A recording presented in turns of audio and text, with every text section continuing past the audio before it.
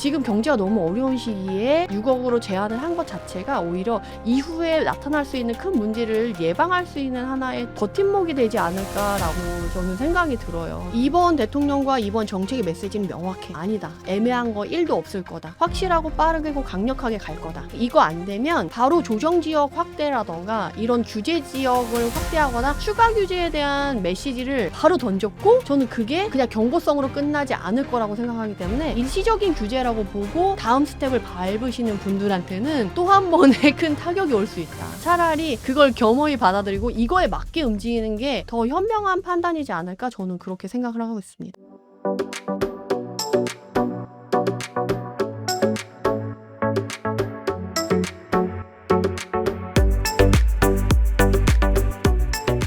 6월 27일 대책 발표 직후 강남 한강벨트 실거래가가 급락하고 계약 파기도 이어졌습니다. 은행 창구엔 새벽까지 대출 막차를 타려는 대기줄도 있었다는데요. 이 현상 진짜 일시적 쇼크일까요? 아니면 시장판이 바뀌는 신호일까요? 사실 이번에 627 부동산 대책이 이제 이재명 대통령 당선되고 나서 처음 나온 부동산 대책이잖아요. 그래서 다들 사실 떨고 있었거든요. 분명히 시장이 어떤 변수로 작용할 정책을 크게 내긴 낼 건데 어떻게 낼 거냐, 언제 낼 거냐, 세금의 형식으로 낼 거냐, 어떤 형식으로 낼 거냐, 다들 이제 약간 불안불안해하면서 떨고 있었는데, 이번에 처음에 나온 게 이제 대출 정책이었던 거죠. 사실 이전에 문재인 정부 때 뭐 거의 30번에 가까운 대책이 발표됐었다라고 했을 때 가장 효과가 좋았던 걸 골라본다라고 하면 대출 관련 정책이 제일 크고 효과가 좋았고 가장 길게 영향을 미쳤던 정책 중에 하나인데, 그거보다 훨씬 센 이제 대출 정책을 한 거고, 그 기준 자체를 이제 6억으로 하면서 시장의 판 자체를 6억이라는 기준을 잡아준 것 자체가 시장의 판을 흔들 가능성이 당연히 있죠. 장기적으로 보고 단기적으로 봐야 될 텐데, 단기적으로 시장의 분위기는 어떠냐, 현장은 어떤 모습이냐를 조금 알려드린다라고 하면 627 그 발표 있고요. 그때 11시쯤에 거의 발표를 했어요. 현장에서는 난리가 난 거죠. 그날 되게 정신이 없었다라고 하시더라고요. 그날 그 골자는 그거였어요. 가계약금 안 돼. 계약서 쓰고 계약금까지 들어와야 돼. 가계약금만 넣었던 사람들 부랴부랴 그날 계약금 넣고 계약서 쓰는 거를 그날 마무리했고, 그럼 이전에 썼던 사람들은 이제 대출을 받아야 되니까, 이게 대출 정책이기 때문에 대출이 지금 전산에 등록되고 약정서가 나와야지 이게 안전하다라는 게 있어가지고, 여기 나온 것처럼 대출 막차를 타려고 그날 막 돈을 집어넣고 그 전산에 등록하려고 하는 그런 상황이 벌어졌었어요. 27일에 발표한 당일에는 어떻게 해서든 기존의 이제 계약들을 처리하려고 하는 모습이 두드러졌고, 지나서 이제 토요일이 됐잖아요. 토요일부터 바로 시행이기 때문에 부동산은 토요일도 열어요. 토요일의 분위기를 봤을 때는 28일에 해결이 안 된 사람들의 여파가 토요일까지 있는 거고, 저희가 촬영을 화요일날 하는 건데, 오늘 7월 1일 화요일날 하는 건데 6월 30일 월요일에는 고요가 찾아온 거죠. 기존에 매수를 하려고 했던 사람들도 대출이 6억까지밖에 안 된대 라고 하면 내가 되나 안 되나 걱정이 될 거고, 그러면 또 이 분위기가 바뀔 텐데 집값 떨어지는 거 아니야? 라고 하면서 내가 조금 지켜보고 해야겠다 라고 해서 시장이 전반적으로 관망세가 좀 퍼져 있어요. 단기적으로 지금 현장에 보이는 모습은. 그런데 아이러니한 건 대출 규제를 해서 6억 기준에 부합해서 6억 정도면 한 10억 전후 10억 아래에 있는 절대가 자체가 가격이 형성되어 있는 시장은 딱 보면 다른 데는 규제했고 여긴 규제를 안 했으니까 수혜 지역이다라고 볼 수가 있잖아요. 근데 신기한 건 지금 정책이 막 발표돼서 사람들이 놀랐기 때문에 변수에 어떻게 대처해야 되냐, 그 밑에도 가격이 떨어질 수 있다라고 해서 단기적인 걸로는 그 수혜 지역이 될 수 있는 가격대에 있는 지역과 단지들도 지금 다들 관망세로 돌아섰다라는 거예요. 매수세가 다 줄었어요. 20억 뭐 30억 해서 대출을 6억 이상 받아야 지만 갈 수 있는 집들은 당연히 영향을 받았죠. 근데 그럼 거기서 금매가 쏟아졌고 계약 파기가 막 쏟아졌냐라고 하면, 사실은 뉴스에서 지금 약간 분위기를 조성하려고 하는 것도 있고, 이게 워낙 좀 큰 정책이기 때문에 그것에 대해서 약간 이슈몰이를 하는 그런 부분도 있어서 좀 크게 얘기를 하지만, 막 계약 파기가 속출하고 막 금매가 쏟아지고 는 아니라는 거죠. 정책이 발표되고 나서 채 하루 이틀 뭐 이렇게 상관이기 때문에 사람들이 이 상황에서는 딱 바로 나왔네? 다음 바로 해야지? 이렇게 된다기보다는 놀라고 당황하고 앞으로 어떻게 해야지라고 생각하는 시간이 분명히 필요하거든요. 그래서 계약 파기는 대출을 알아봤는데 어렵다. 근데 최근에 또 대출이 막혔기 때문에 계약 파기가 막 쏟아지지 않을 수 있었던 이유는 원래부터도 7월부터는 DSR 3단계가 적용된다고 해서 미리미리 준비하고 있었던 사람들이 대부분이었어요. 대출 규제 정책을 27일 날 갑자기 예고 없이 발표를 했지만 7월에 어차피 DSR 3단계가 적용되기 때문에 준비했던 사람들한테는 크게 영향이 없는 거죠. 한두 건 정도 정말 미리 대비하지 못했던 막 가계약금을 넣고 대출을 이제 알아볼까 했던 사람들 중에 안 돼서 뭐 한두 건 정도의 계약 파기가 있었을 뿐 계약 파기가 속출하고 이런 상황은 아니었고, 그렇다고 또 금매가 쏟아지냐라고 하면 아직 금매가 등장한 건 아닌 것 같아요. 다만 최근에 가장 이슈가 된 지역 중에 하나가 이제 목동이거든요. 그래서 학군 때문에 막 목동이 새롭게 떠오른 건 아니고 공급 부족 이슈 때문에 재건축을 활성화하겠다라는 걸로 목동이 새롭게 떠오르게 된 건데, 그 목동이 최근에 신고가를 막 계속 찍으면서 제가 정말 지난번에 여기 웅달 책방 왔을 때도 말씀드렸는데, 옛날에 대세상승장 절벽상승장은 주마다 막 시세가 바뀐다, 막 1억씩 오른다, 뭐 몇천씩 오른다 했었는데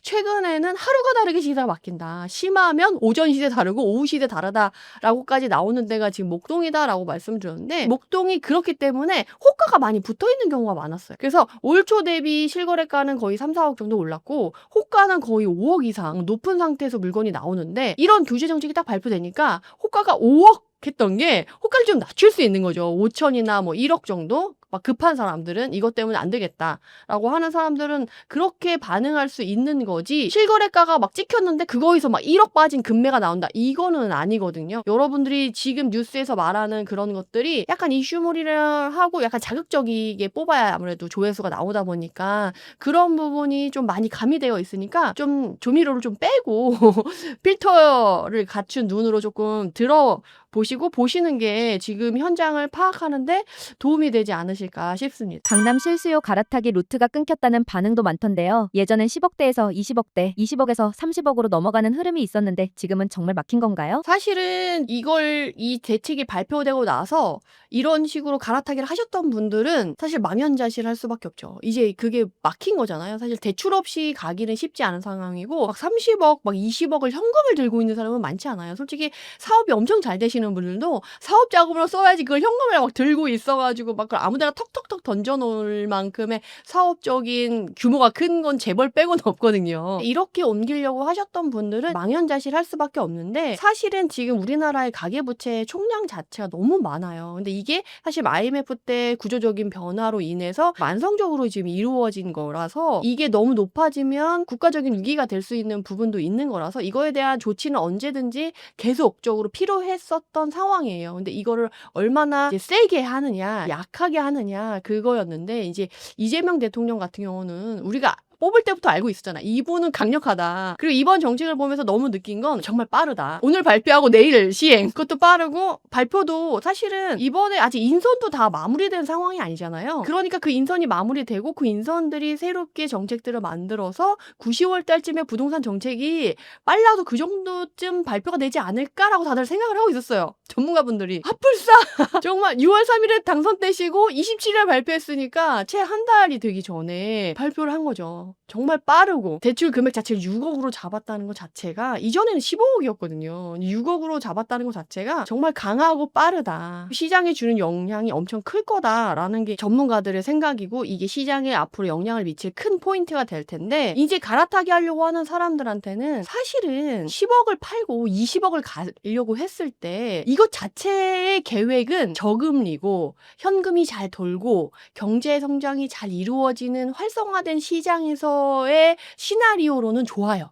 근데 경제가 어렵고 대출 금리가 혹시 높거나 내가 혹시 현금 흐름이 어려워지는 상황이라고 하면 사실은 이건 불가능한 계획이거든요. 근데 이전에는 워낙에 저금리 기조가, 대세상승장이나 절벽상승장에는 저금리 기조가 있었고 유동성이 막 공급됐었고 집값이 막 빠르게 계속 상승하니까 괜찮아 라고 생각을 했었겠지만, 사실은 10억 짜리 집을 팔고 20억을 간다라고 하면 대출을, 그러면 자기가 뭐 한 1, 2억 정도 벌어놨다라고 해도 나머지 한 8억 정도는 대출을 받아야 될 텐데, 지금 금리가 한 4% 정도 돼요. 8억을 4억을 대출 받는다. 그럼 월 나가야 되는 금액이 장난 아니거든요. 8억에 4%면 3,200만 원이고 연. 그걸 12로 나누면 월 거의 얼마예요? 300이 좀 안 되는데 거기에 원리금 상환액까지 넣으면 거기 2배가 된다라고 봐야 되거든요. 한 달에 은행 이자로 나가는 것만 거의 500만 원 정도가 나가게 될 텐데 이걸 감당할 수 있는 사람이 얼마나 되겠어요. 근데 영끌하고 뭐 이렇게 해서 해보려고 했던 거죠. 그게 막힌 거예요. 월 1,000만 원 수익이 되시는 분들은 괜찮아요. 그렇게 고소득자분들이 요렇게라도 이용해서 내가 좋은 데로 갈아타게 해서 조금 비싼 데로 가고 싶어 했던 사람들이 있었지만 그런 사람들이 어렵게 된 거죠. 모아있는 돈에서 6억 이내에서만 되는 거죠. 근데 사실은 그렇게 하더라도 10억의 집을 팔았어. 내가 1억 정도 모았어. 근데 6억을 대출받을 수 있어. 그래도 28억이에요. 그럼 거의 30억에 가까운 걸 움직일 수 있거든요. 그렇게 하는 게 아니라 사실은 5억, 6억도 안 되는 자금으로 집을 갖고 있었던 사람들이 막 10억 넘는 집을 사려고 했을 때 모아놓은 돈도 없는 사람들이 크게 움직이려고 했을 때 상당히 리스크가 큰데 1금융권, 2금융권, 4채까지 끌어들여서 막 이렇게 대출을 해서 집을 사는 분위기가 한참 또 형성이 되긴 했었어요. 그거를 원천 차단하겠다라는 거라서 최근에 어떤 문제가 있었냐면 2023년, 24년, 25년 특히나 올해 들어서는 경제성장률이 지금 0%잖아요. 마이너스 2%, 0.2였다가 다시 이제 0%가 됐는데 이런 상황에서 내가 뭔가를 하려고 했을 때 이전처럼 그 현금 흐름이 나오지 않는 상황이라서 그거를 하기가 쉽지가 않았거든요. 동시에 나타난 게 그렇게 현금 흐름이 안 나오니까 이전에 현금흐름이 잘 됐을 때 본인들이 생각하는 시나리오대로 최상의 시나리오대로 이제 갔을 때 이자를 납입하고 원리금을 상환할 수 있는 상황이었는데 이제 그게 안 되다 보니까 은행에 이자를 연체하는 사람들의 수가 빠르게 증가하고 있었어요. 근데 그 빠르게 연체하는 사람들이 빠르게 증가하는 사람들의 대상자를 보면 첫 번째가 이제 자영업자분들, 두 번째가 가게, 세 번째가 기업인 이런 식으로 돈을 많이 큰 규모로 움직이는 사업자분들이 연체율이 제일 높은 게 아니라 최근에 이제 어려워졌던 자영업자들이나 이제 가계부채 이쪽 쪽의 연체율이 높아졌기 때문에 사실은 좀 필요한 조치 중에 하나였어요. 너무 무리하게 하지 마라. 사실은 저도 이제 이전에 워낙 영끌이 대세였던 시기가 있는데 전 그때부터도 영끌하지 마라라고 얘기를 하긴 했었거든요. 그래서 그때 영끌하시고 나서 급락장 2021년 하반기 급락장 온 이후로요. 지옥에서 돌아올 수 없는 강을 건너신 분들이 너무 많거든요. 이거를 또 하려고 한다는 건 정말 리스크가 큰 상황이기 때문에 지금 경제가 너무 어려운 시기에 6억으로 제한을 한 것 자체가 오히려 이후에 나타날 수 있는 큰 문제를 예방할 수 있는 하나의 또 그런 버팀목이 되지 않을까라고 저는 생각이 들어요. 그래서 이게 대출 정책이지만 미래 연체자가 될 수 있는 사람들을 미연에 막고 본인의 상황에 맞는 수준의 집을 고를 수 있게끔 하는 하나의 필터링 역할을 하는 걸로써 오히려 조금 순기능이 있지 않을까. 저 같은 경우는 부동산 시장은 작은 정부가 맞다. 너무 손을 대는 건 맞지 않다라고 저는 생각하는 주의지만 이번 정책은 필요했던 정책이다라고 좀 생각이 드는 편이에요.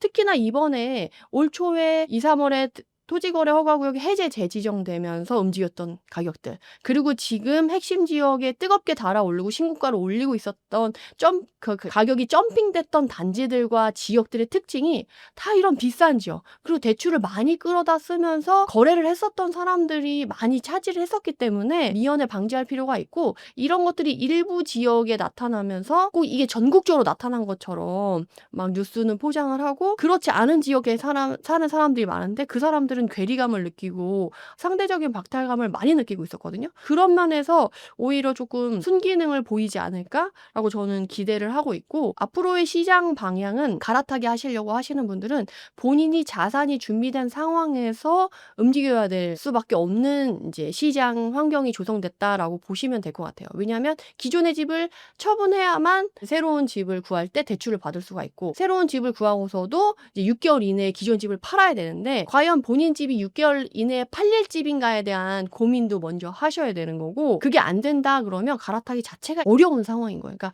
딱 한마디로 얘기하면 지금 갈아타기 하기는 어려워진 시장이 된 건 맞다. 라고 보시면 될 것 같고 이번 이재명 정부가 발표한 부동산 정책의 메시지는 명확해요. 본인이 현금이 있는 사람만 준비된 사람만 그 가격에 맞게 움직여 아닌 사람은 안 돼. 실수요자 중에서도 집값이 오를 걸 생각해서 미리 사놓는 것도 안 돼. 그 사람은 실수요자로 인정하지 않을 거야 라고 딱딱딱 못을 박아준 정책이라고 보시면 되거든요. 바로 입주할 수 있는 실거주자만 실거주자로 인정하고 본인의 자산에 맞게만 움직여. 나머지는 안 돼. 라고 정해준 거다라고 생각을 하시고 준비를 앞으로 하시면 될 것 같습니다.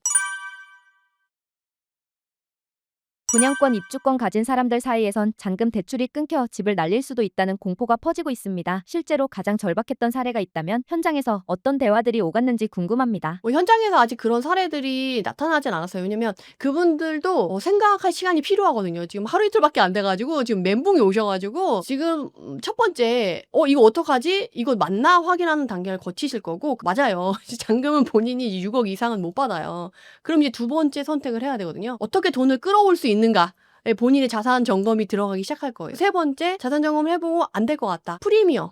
P라고 하죠. 이 많이 붙어있는 단지 같은 경우 프리미엄이 빠지기 시작할 수 있는 거죠. 이전에는 프리미엄을 높게 받고 양도세도 매수자가 부담하고 뭐 이런 식으로 해서 좋은 분양권들은 그런 식으로 됐었는데 잔금 자체가 불가능해진 경우는 잔금 이후에는 그 연체 이자율이 정말 사악하거든요. 요새 뭐 8% 12%는 기본 깔고 가는데 그거를 감당할 수 있겠냐라고 해서 그것도 감당하기 어렵고 그렇게 한다고 해서 해결책이 뭐 한두 달 지나서 나타나는 게 아니기 때문에 분명히 분양권에서 대출이 막혀서 잔금을 못 치르는 사람들이 있는 단지와 구역에서는 당연히 매물이 나올 수밖에 없다. 근데 뭐 올림픽 파크포레원 같은 경우는 12억에 분양을 했고 계약금을 1, 2억을 넣고 전세금이 10억이 나왔다. 그러면 대출이 안 나와도 괜찮아요. 이런 단지는 괜찮은데 전세금과 매매가의 그 가액 차이가 상당하고 대출을 받아서 이걸 해결하지 않으면 어렵다 하는 단지에 한해서는 분명히 지금 매물이 나올 수밖에 없는 상황이다 라고 말씀을 드릴 수가 있겠습니다. 어떤 분들은 모든 대책은 유효기간이 있다. 한두 달 지나면 복원된다는 말도 하시던데요. 이번 6월 27일 대책도 그런 단기 충격일까요? 아니면 구조 자체가 바뀌는 분수령일까요? 저는 이건 일시적인 것은 아니다라고 보고 있어요. 왜냐하면 6억 규제 대출이 있기 전, 대출 6억 규제 이 정책이 발표되기 이전부터 23년도부터 최근까지 회복 장세가 수도권 내에서 지방은 아직 회복 장세도 못 들어왔어요. 수도권만 회복 장세로 조금 돌아오는 상황이었는데 23년도부터 지금까지의 추이를 쭉 보면 22년도 말 23년 초에 이제 너무 많이 가격이 떨어졌다. 서울 아파트 기준으로 너무 싸졌다. 이거보다 더 떨어지기는 어렵다라는 이제 마지노선이라는 가격이 있잖아요.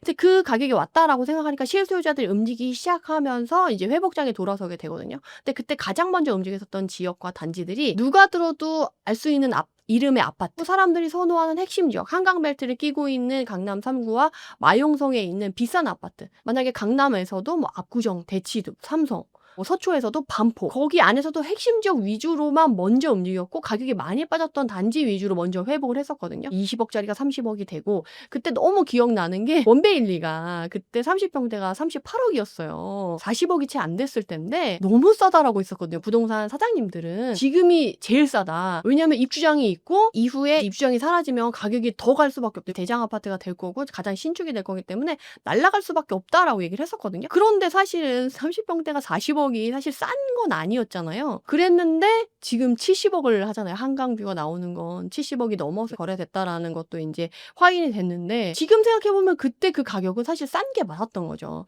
그런 식으로 비싼 단지들이 비싼 가격으로 진짜 자산이 가격이 확 점프를 하듯이 몇십억이 올라갔었단 말이에요. 근데 그것도 이제 한계가 있는 거죠. 70억 갔는데 바로 100억을 찍기는 어려워요. 숨고르기 한다라고 하는데 그 가격을 받아들일 만한 사람들의 수요층이 안정화될 때까지 좀 시간이 필요해요. 20억대, 30억대, 40억대가 아니라 24년도 들어와서는 20억 밑에 있는 가격을 형성하고 있는 지역과 단지들이 많이 움직였었거든요. 23년도에는 강남 3구, 24년도에는 마용성이 주를 이루셨다라고 보시면 돼요. 25년도에는 어떠냐 했을 때 가격만 보면 사람들이 신고가를 치고 비싼 단지만 보니까 시장이 많이 틀어져 있는 상황에서 시장의 흐름을 가격만으로는 보기 어려워요. 거래량을 주로 해서 시장의 움직임을 봐야 되는 상황이 됐는데 거래량을 봤을 때 있었는데 이제는 그렇게 신고가를 찍고 가격이 많이 올라가는 단지들과 지역들 안에서 나오는 거래량이 그렇게 많은 비중을 차지하진 않아요. 그럼 대체적으로 나타나는 거래량이 많이 나오는 구간은 어디야? 라고 했을 때 25년도에는 10억에서 15억 구간으로 많이 내려와 있는 상황이었거든요. 대출 규제를 6억으로 기준을 했는데 아까 6억 기준으로 했을 때 10억까지는 LTV나 이런 것들이 나오는 상황이기 때문에 그거에 딱 맞춰서 맞물려서 지금 시장의 흐름과 같이 갈 수 있는 상황이 된 거예요. 23년, 24년도에는 정말 비싼 단지와 지역 위주로만 움직였었다라고 하면 25년도에는 그거보다 낮은 가격대로 이제 에너지가 시장의 움직임이 퍼져서 이제 물결이 가고 있었는데 거기에 더해서 이제 대출 규제가 그쪽 가격대의 움직임에 힘을 실어주는 하나의 역할을 할 수 있는 상황이 된 거죠. 그래서 원래도 시장의 흐름이 그렇게 가고 있었는데 이제 정책이 발표된 거고 그거에 힘을 더해서 강하게 나타날 가능성이 많고 그래서 제가 부동산 시장의 흐름에 지각 변동이 더 뚜렷하게 나타날 거고 그 움직임이 더 크게 나타날 거라서 가시화할 수 있다라고 제가 말씀을 드릴 수가 있겠고 이것 때문에 일시적이다?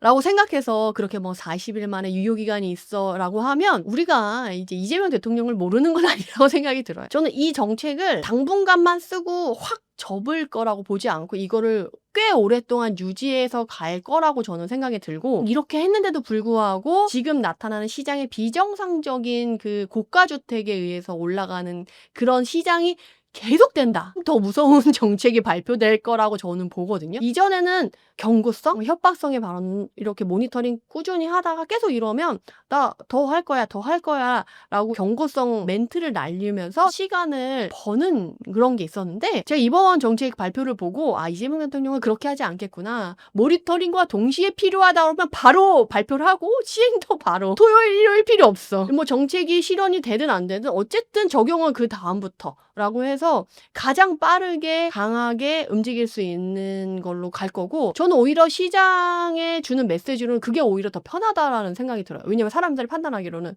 왜냐면 설마 이렇게까지 할까? 설마 이렇게까지 할까? 하면서 우왕좌왕하면서 헤매는 그런 기관들과 사람들이 있을 수 있는데 이번 대통령과 이번 정책의 메시지는 명확해. 아니다. 애매한 거 1도 없을 거다. 확실하고 빠르고 강력하게 갈 거다. 이거 안 되면 바로 조정지역 확대라던가 이런 규제 지역을 확대하거나 추가 규제에 대한 메시지를 바로 던졌고 저는 그게 그냥 경고성으로 끝나지 않을 거라고 생각하기 때문에 일시적인 규제라고 보고 다음 스텝을 밟으시는 분들한테는 또 한 번의 큰 타격이 올 수 있다. 차라리 그걸 겸허히 받아들이고 이거에 맞게 움직이는 게 더 현명한 판단이지 않을까 저는 그렇게 생각을 하고 있습니다. 시장이 출렁일 때 무주택자나 1주택자는 지금 들어가야 하나 더 기다려야 하나 혼란이 큽니다. 직장인 기준으로 가장 현실적인 생존 전략, 지금 실천할 수 있는 플랜이 있다면 우선순위 별로 조언해 주실 수 있나요? 사실 이렇게 정책이 발표되고 나서 가격이 떨어질 거다. 금매가 쏟아질 거다. 이렇게 생각해서 떨어지면 사야지 하시는 분들 아마 많으실 거예요. 무주택자분들이나 뭐 1주택자에서 갈아타기 하실 분들 많으실 텐데 안타깝게도 제 생각에는 쉽지 않을 것 같다. 왜냐면 서울의 고가주택이나 이런 것들이 지금 호가가 빠진 건 맞아요. 근데 그 호가가 제가 말씀드렸듯이 실거래가에서 빠진 게 아니고 원래 실거래가 찍혔지만 그거보다 1억 더 높은 상황에서 호가를 계속 붙여서 매물을 내놓고 있는 상태에서 거기서 막 1억을 빼주거나 2억을 빼주거나 한 거기 때문에 실제 거래가 된 사례가 아니라서 그 금매가 쏟아진다, 가격이 그만큼 많이 빠진 거다라고 얘기를 하기가 과연 이게 의미가 있을까 싶은 거예요. 솔직히 집 내놓고 싶은 사람들이 5억짜리를 10억짜리 내놓고 싶다고 해서 내놓는다고 해서 그냥 안 팔리면 되는 거지 그게 의미가 있는 건 아니잖아요. 어떻게 보면 지금 막 호가가 나왔던 물건들의 가격이 의미가 있었냐라고 했을 때 부안해동에서 따라가려고 했었던 사람들한테는 의미가 있을지 모르겠지만 그거와 같이 움직이지 못했던 사람들한테는 사실 크게 의미 있는 가격은 아니거든요. 호가가 빠질 뿐이지 실거래가 자체가 막 흔들려서 쫙쫙쫙 금매가 빠질 거다라고 보기는 어려워요. 최근에 움직였었던 핵심적인 고가 아파트들 같은 경우는 거주 개념으로 사람들이 실수요자들이 들어갔다라기보다는 최근에 경기가 많이 안 좋으면서 비트코인 빠졌죠. 뭐 달러도 빠졌죠. 부동산도 많이 빠지고 하면서 정말 현금을 갖고 있었던 이전의 대세상승장이나 절벽상승장 그리고 비트코인 뭐 이런 걸로 돈을 버신 분들이 꽤 많은데 그 현금이 갈 데가 없어요. 투자할 데가 없어서 이제 안전자산으로 가겠다 하라고 하는 사람들이 그 비싼 아파트에 같이 가세를 하면서 가격이 더 빠르게 뛴 부분들이 있거든요. 있거든요. 근데 이 부분이 이제 지금 어렵게 된 거고 이 부분이 없어질 거가 되는 거예요. 그러면 그렇게 한다고 해서 가격이 빠질 거냐? 그렇지는 않다는 거죠. 물론 수요가 줄고 거래가 줄고 분위기가 안 좋아지면서 일부 조정이 될 수는 있지만 이전에 우리가 21년 하반기에 생각한 것처럼 막 30~40%씩 막 6개월, 1년 만에 쫙쫙 빠지고 이런 걸 기대하면 그거는 어렵다. 왜냐면 내년부터 서울의 공급 물량이 정말 가뭄이에요. 10,000세대가 안 돼요. 원래는 한 40,000세대 정도가 일정적으로 공급이 돼 안정적인 공급이 된다라고 보고 전세 가격 안정이라든가 매매 가격 안정을 불러올 수 있는 시장이 조성될 수가 있는데 내년부터는 10,000세대도 안 되는 정도만 서울 부동산에 공급이 있기 때문에 이후에 이제 전세가가 상승할 거는 어쩔 수 없다. 근데 문제는 전세가가 그렇다고 해서 막 갑자기 폭등하냐? 그럼 지금도 전세가가 너무 폭등하고 있냐라고 하면 그건 또 아니에요. 그래서 제가 2025년 1월 1일부터 6월 20일까지 최근까지 보면 서울 안에서도 전세가가 다 뜨겁냐라고 했을 때 사실은 이쪽 화면을 보시면 은평구, 서대문구, 종로구, 성북구, 노원구, 동대문구, 구로구, 서초구는 막 그렇게 상승하고 있지 않아요. 특히나 강북 같은 경우는 동대문구에 지금 올해만 11,000세대의 입주가 있어요. 그러다 보니까 전세가가 오히려 좀 조정이 된 부분들이 있거든요. 시기와 지역에 따라서 전세가가 그거에 맞춰서 움직이는 거지 무조건 막 폭등할 거야 이건 아니에요. 공급 물량 없으니까 바로 매매가 상승 이렇게 되지는 않는다라는 거예요.